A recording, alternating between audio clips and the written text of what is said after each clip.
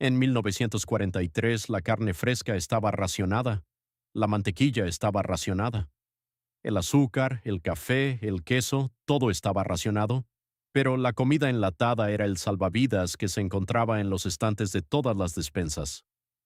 Y las madres estadounidenses convertían latas de 10 centavos en comidas que alimentaban a 6 personas. Una receta específica de esta lista se imprimió en un folleto del gobierno y se repartió en las oficinas de correos, pero la receta desapareció cuando terminó la guerra. Otra utilizaba una combinación tan extraña que los chefs modernos se niegan a creer que funciona hasta que la prueban. Esta es la parte de la que nadie habla. Las empresas de alimentos no querían que recordaras estas recetas. Si supieras que una lata de leche evaporada de 5 centavos podría reemplazar $1 en alimentos, nunca comprarías la mitad de los productos en los estantes de un supermercado moderno. Lo que estás a punto de aprender alimentó a toda una generación durante los peores años del siglo XX. Hagamos la cuenta regresiva de las 25 comidas enlatadas olvidadas de los pobres de la Segunda Guerra Mundial. Tortitas de picadillo de carne enlatada. Todas las cocinas de los Estados Unidos en tiempos de guerra tenían una lata de picadillo de carne en la alacena, no de la variedad elegante. De la barata, marca Broadcast o Armour, tal vez a 12 centavos la lata. En 1943 las madres abrían la lata, volcaban el picadillo en una tabla de cortar y lo cortaban en rodajas gruesas de aproximadamente media pulgada de ancho. Esas rodajas iban directamente a una sartén caliente con una cucharada de grasa de tocino guardada. Se freían hasta que los bordes se volvían de color marrón oscuro y crujientes, y a menudo se servían con un huevo frito encima si te sobraban puntos de racionamiento. El exterior crujía al morderlo. El interior se mantenía suave y salado. Los niños pasaban el pan por la yema líquida y lo llamaban cena. Una sola lata alimentaba a 3 personas, a veces a 4 si el pan era lo suficientemente grueso. Cuando la carne fresca costaba 38 centavos la libra y requería cupones de racionamiento rojos, una lata de picadillo era la comida que no pedía más que una sartén caliente y 5 minutos. Las familias comían esto 3 noches a la semana sin quejarse porque la alternativa era no comer. Carne seca a la crema sobre pan tostado. Los soldados lo llamaban por un nombre que no podemos decir aquí, pero sus madres lo servían en casa con un orgullo silencioso. Un frasco de carne seca costaba unos 15 centavos. Se cortaban las rebanadas saladas, finas como el papel, en pedazos, se remojaban en agua tibia para extraer la salmuera, y luego se mezclaban en una salsa blanca hecha con leche evaporada enlatada, harina y una cucharada de mantequilla. Vertido sobre pan tostado era el desayuno, el almuerzo o la cena, dependiendo del día. La salsa era espesa y picante, la carne masticable y sumamente sabrosa. Los comedores militares lo servían por toneladas y las esposas aprendieron a hacerlo en casa porque los ingredientes casi no requerían puntos de racionamiento. 2 rebanadas de pan, un frasco de carne, una lata de leche. Esa era la cena para 4. Algunas madres agregaban guisantes enlatados para darle color. Otras incorporaban una cucharada de mostaza para darle un toque picante. Nadie anotó estas variaciones. Simplemente lo hacían porque el hambre no espera a un libro de recetas. Croquetas de salmón enlatado. Una lata de 1 libra de salmón rosado costaba unos 23 centavos durante la guerra y se convirtió en el alimento básico de los viernes por la noche en los hogares de todo Estados Unidos. Las madres escurrían el pescado, le quitaban las espinas, aunque algunas las dejaban por el calcio, y mezclaban el salmón desmenuzado con galletas saladas trituradas, un huevo batido y cebolla picada. Le daban a la mezcla forma de empanadas ovaladas y las freían en cualquier grasa que tuvieran disponible. Las croquetas salían doradas y crujientes con un centro tierno y hojaldrado. A menudo se servían con guisantes enlatados y puré de papas hecho con hojuelas deshidratadas. Toda la comida costaba menos de 35 centavos y alimentaba a 5 personas. La cocina olía a mar durante horas después. Los niños que crecieron durante la guerra todavía recuerdan ese olor 60 años después y el sonido de esas empanadas chisporroteando en la sartén de hierro fundido que su abuela nunca lavaba con jabón. Revuelto de spam y huevo. Hormel introdujo el spam en 1937, pero fue la guerra lo que lo convirtió en un nombre familiar. Para 1944, más de 150 millones de libras de spam se enviaron a las fuerzas aliadas en el extranjero. En casa, una lata de 12 onzas costaba alrededor de 32 centavos, y las madres la hacían rendir para el desayuno de toda la familia. Cortaban la carne en cubos pequeños y la freían hasta que los bordes se doraban y quedaban un poco crujientes. Luego la revolvían con los huevos que hubiera disponibles. A veces había 2 huevos para 5 personas y el spam hacía el trabajo pesado. El cerdo salado y los huevos suaves juntos creaban algo que sabía mucho mejor de lo que debería. Ketchup encima si lo tenías, una rebanada de pan tostado a un lado. Nadie se quejaba. Comías lo que te ponían enfrente porque papá estaba en el Pacífico y mamá trabajaba en el turno de tarde en la fábrica. Falso pastel de manzana. Este es el que le rompe la cabeza a la gente. Durante la guerra, cuando las manzanas frescas eran caras o no estaban disponibles en las ciudades, las amas de casa hacían pastel de manzana sin una sola manzana. Usaban galletas Ritz. La receta estaba impresa justo en la parte posterior de la caja. Las galletas Ritz trituradas y remojadas en agua azucarada con jugo de limón, cremor tártaro y canela se horneaban en una masa de pastel. El resultado sabía tan convincentemente a pastel de manzana que los esposos no podían notar la diferencia. El cremor tártaro creaba un toque ácido que imitaba a las manzanas verdes. Las galletas se deshacían en una textura casi idéntica a la de la fruta cocida. Suena imposible, no lo es. Nabisco mantuvo esta receta en su caja durante décadas porque funcionaba. Era el ingenio de la época de la depresión llevado directamente a los años de la guerra, y las familias que no podían permitirse comprar fruta seguían sirviendo pastel los domingos. Cazuela de sopa de frijoles y tocino enlatada. La sopa de frijoles con tocino de Campbell's no era solo sopa durante la guerra. Era una salsa, un jugo de carne y una base para cazuela, todo en uno. Las madres vertían la sopa condensada sobre salchichas en rodajas dispuestas en una fuente para hornear. La cubrían con frijoles horneados enlatados y horneaban todo hasta que burbujeaba. Se horneaba durante 25 minutos. Las salchichas se hinchaban en la espesa salsa de frijoles. Los bordes se caramelizaban, oscuros y pegajosos. Se servía con pan de maíz hecho con mezcla Jiffy o pan blanco normal para absorber la salsa. Una lata de sopa, un paquete de salchichas, una lata de frijoles. Costo total, menos de 40 centavos. Tiempo total, menos de 30 minutos. Una familia de 6 personas se iba a la cama llena. Eso era lo que importaba. Cazuela de fideos con atún enlatado. Antes de que la cazuela de atún se convirtiera en un cliché de la década de 1950, era una comida de supervivencia en tiempos de guerra. Comenzaba con una lata de atún de unos 18 centavos, una lata de crema de champiñones y fideos de huevo cocidos, mezclados en una fuente para hornear, cubiertos con papas fritas trituradas o galletas desmenuzadas y horneados hasta que se doraran. La sopa de champiñones actuaba como una salsa lista para usar, eliminando la necesidad de mantequilla, harina y leche, todos los cuales estaban racionados. La cobertura de papas fritas era un truco que apareció en los libros de cocina comunitarios de todo el Medio Oeste. Agregaba un toque crujiente y sal sin mantequilla extra. Los niños lo comían sin discutir porque sabía a comida reconfortante. Las madres lo hacían porque casi no requería habilidad ni puntos de racionamiento. Este es el plato que le enseñó a Estados Unidos que una lata de sopa condensada podía reemplazar toda una técnica de cocina.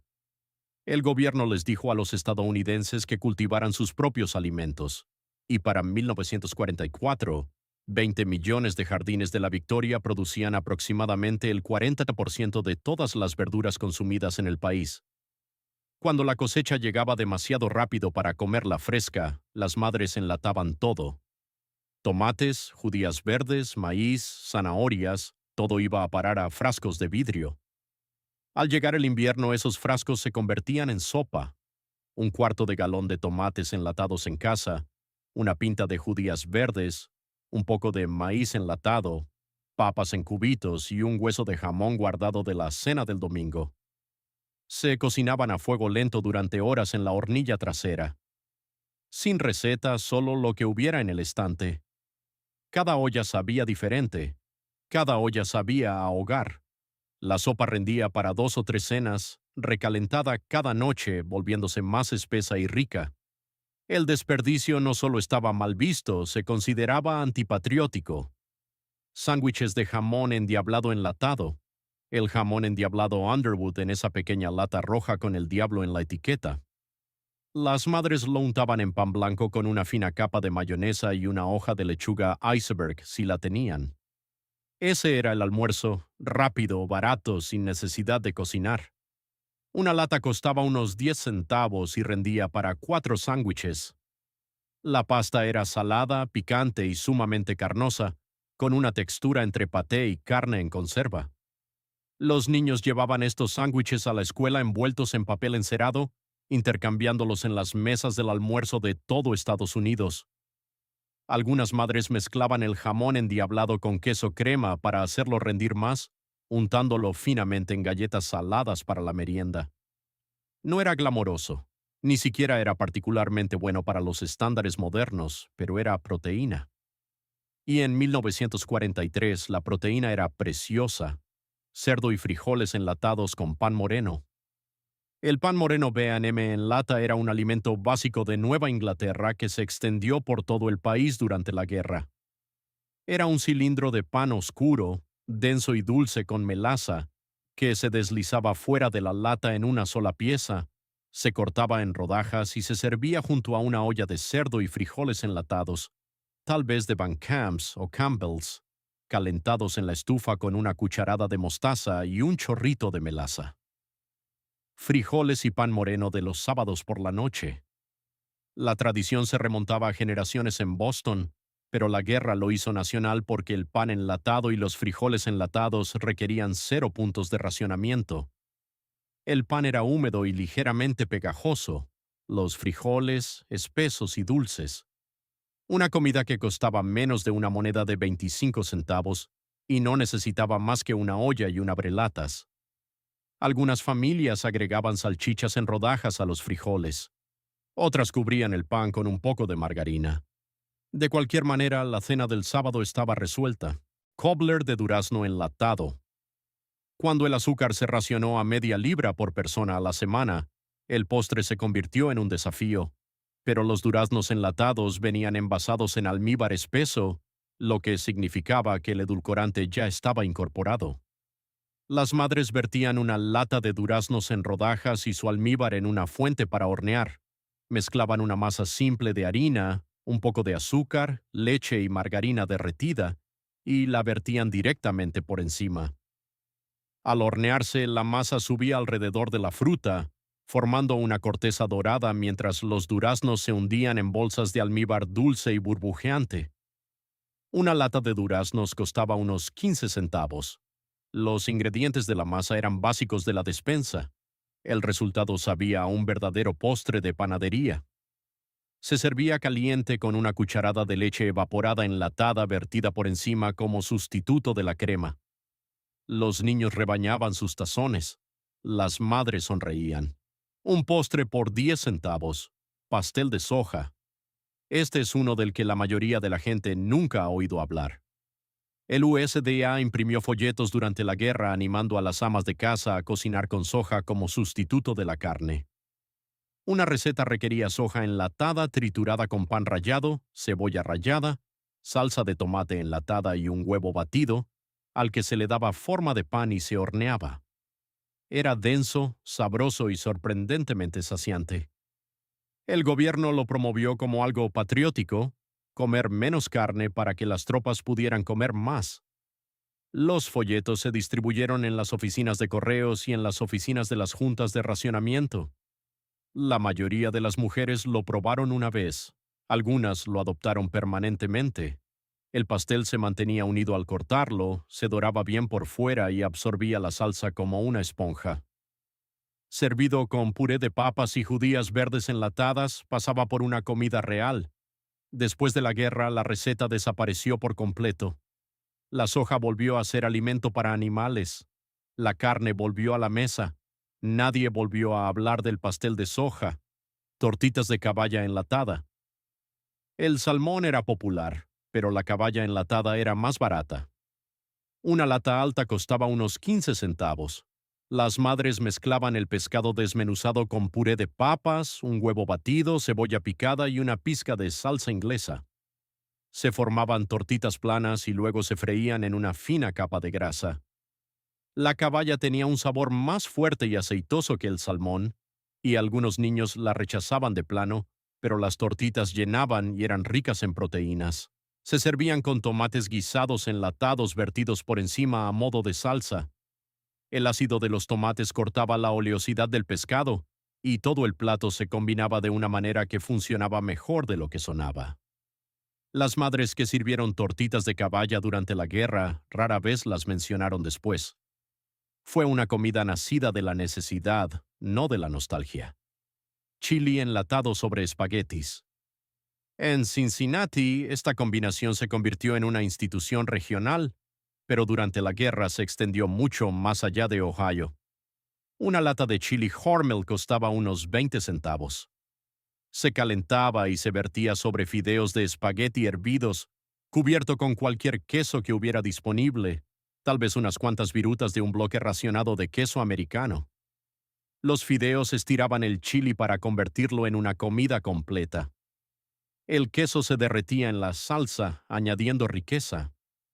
Algunas madres agregaban frijoles rojos enlatados para darle más volumen. Otras cortaban una cebolla cruda en cubitos por encima para darle un toque crujiente.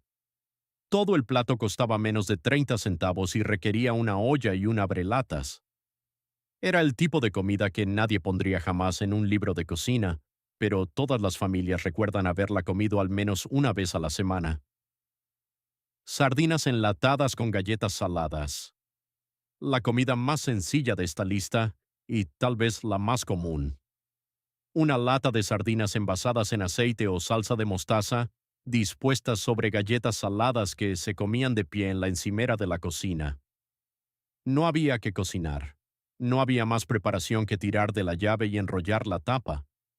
Las sardinas costaban unos 8 centavos la lata. Estaban repletas de proteínas, calcio y ácidos grasos omega, aunque nadie los llamaba así en 1943. Las madres comían esto en el almuerzo mientras los niños estaban en la escuela. Los padres lo comían cuando llegaban a casa de la fábrica, demasiado cansados para esperar la cena. Era sustento reducido a su forma más básica. Una comida que admitía que era solo combustible y no pretendía ser otra cosa. Sin embargo, el sabor de esas sardinas, aceitoso, salobre y fuerte, se incrustó en la memoria como pocos alimentos de la guerra pudieron hacerlo. Pastel de sopa de tomate enlatada. Esto suena mal. No lo es. La sopa de tomate Campbell's mezclada directamente en la masa del pastel producía un pastel especiado y húmedo que se mantenía fresco durante días. La receta apareció en libros de cocina comunitarios y columnas de comida de periódicos durante toda la guerra. Una lata de sopa de tomate condensada reemplazaba los huevos y parte de la grasa. La acidez activaba el bicarbonato de sodio, dándole al pastel una miga tierna. Se condimentaba con canela, clavo y nuez moscada, y luego se cubría con glaseado de queso crema si podías conseguirlo, o simplemente se espolvoreaba con azúcar en polvo. Nadie podía identificar el tomate. Simplemente sabía a un rico pastel de especias. Las madres lo servían en reuniones sociales de la iglesia sin revelar el ingrediente secreto. Se convirtió en una de las recetas más solicitadas de la década, y luego desapareció. Los panaderos modernos lo redescubren cada pocos años y reaccionan con incredulidad. Pero las abuelas sabían que la sopa hacía que el pastel fuera mejor de lo que los huevos podrían hacerlo jamás. Carne en conserva enlatada y repollo. Las familias irlandesas estadounidenses habían estado haciendo esto durante generaciones, pero durante la guerra se volvió universal. Una lata de carne en conserva desmenuzada con un tenedor, cocinada a fuego lento en una olla con gajos de repollo, papas en cuartos y zanahorias en rodajas. La carne enlatada se deshacía en hebras saladas y tiernas que daban sabor a toda la olla. El repollo se volvía dulce y suave. Las papas absorbían la salmuera. Una lata, unas cuantas verduras del jardín o del sótano, y tenías una cena en una sola olla para 5 personas. No se necesitaban puntos de racionamiento para las verduras. 12 puntos para la carne en conserva. Las madres presupuestaban esos puntos cuidadosamente, sabiendo que esta comida sacaría a la familia adelante un martes por la noche sin quejas. Pastel de piña invertido enlatado. Las rodajas de piña enlatada. Dole eran uno de los pocos lujos que no requerían cupones de racionamiento.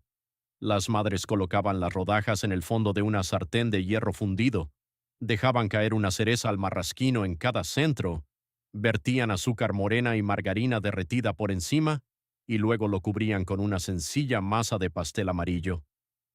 Se horneaba hasta que la parte superior estaba dorada y la parte inferior se convertía en un glaseado caramelizado y pegajoso. Volteado sobre un plato parecía algo sacado del escaparate de una panadería. Hacer el pastel costaba menos de 40 centavos. Aparecía en comidas compartidas, cenas de la iglesia, fiestas de cumpleaños y cenas dominicales. Los niños miraban fijamente las rodajas relucientes y se peleaban por las cerezas. Este fue el postre que demostró que la cocina en tiempos de guerra no tenía por qué saber a sacrificio. Salchichas de Viena enlatadas y arroz.